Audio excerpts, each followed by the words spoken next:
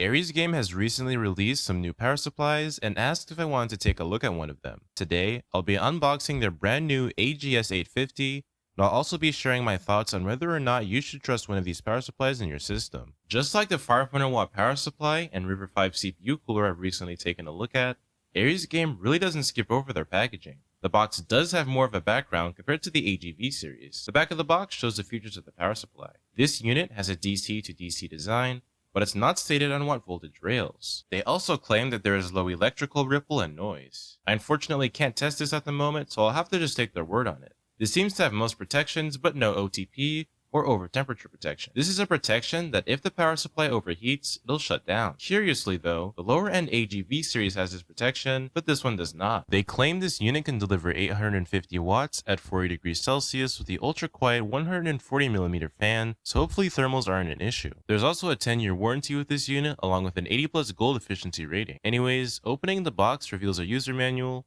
quick install guide, modular cables, a power cable, the power supply and bubble wrap, and some screws and zip ties. Removing the padded packaging reveals a strange metal object that probably has no purpose, and the AGS850 in all of its glory. The design of the fan grill looks nice, and the unit overall feels very solid. Twist tied to the 24-pin cable is a jumper, so you can test the power supply before installing it into your case. Looking over the specifications, nothing really seems to be out of place. There's 840 watts in the 12-volt rail, and everything else looks to be just fine. A lot of cheaper power supplies will claim to be, say, 500 watts, well, the actual wattage is nowhere near that value. Let's have a quick look at the modular cables. This power supply is semi-modular, so cables like the 24-pin and 8-pin are already hardwired into the unit. But if you need to power some more SATA devices or PCI Express devices, you can plug in one of the modular cables. This is great for cable management, so you don't have to have a bunch of cables lying around. There are two sets of PCI Express 6 plus 8-pin cables, one modular SATA cable, and another modular cable with some Molex connectors and a floppy drive connector. Anyways, I installed this in my system and it runs just fine. 850 watts is overkill even for my system, and I won't have any issue powering most high-end builds. I'll do a stress test on this unit, but so far, it hasn't given me any problems. I was having issues with my microphone, but the fan is audible but reasonably quiet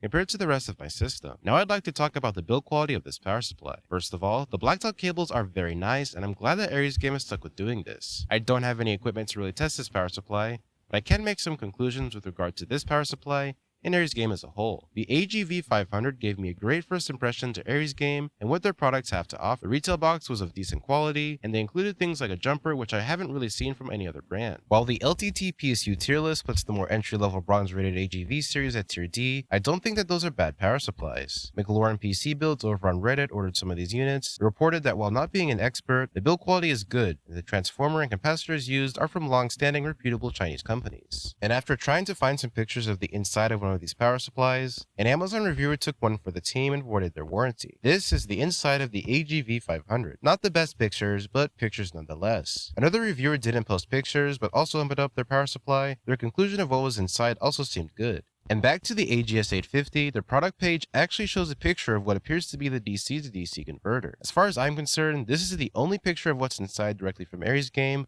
besides a very short video of the PCB being manufactured. So with all this being said, should you consider the AresGame AGS850 or any other AresGame power supply? Brand loyalty isn't a good thing even with more reputable manufacturers. EVGA B-Stock was offering some 500-watt and 600-watt power supplies for pretty cheap about a week ago. They were a part of the W1 series, which is one of the worst power supply series offered by EVGA. EVGA, or I should say the OEM for EVGA, does make some solid power supplies, but just because EVGA is well known doesn't mean all of their products are great. If you were to offer me a W1 power supply or the AresGame AGV500, I'd take the AresGame, not because I necessarily trust the brand more than EVGA, but because even though the AGV series is of a lower tier, there's enough indicators that point to it being a solid option. Cooler Master used to be known for bad power supplies, but now they have some pretty solid options. At the current price on Amazon plus a 20% off coupon, the AresGame AGS850 is a solid choice and shouldn't have any issue powering most systems. With an 80 plus gold efficiency certification and a 10-year warranty, I'm confident that this power supply as well as their higher end units will last for a while. Anyways guys, I hope you enjoyed the video. If you have any questions or suggestions, please let me know in the comment section and I'll do my best to get back to you. If you did enjoy the video, hit that like button, but if not, you know where to go. While you're there, consider subscribing to the channel and enable notifications for more quality tech videos. Anyways, thanks for watching and I'll see you later.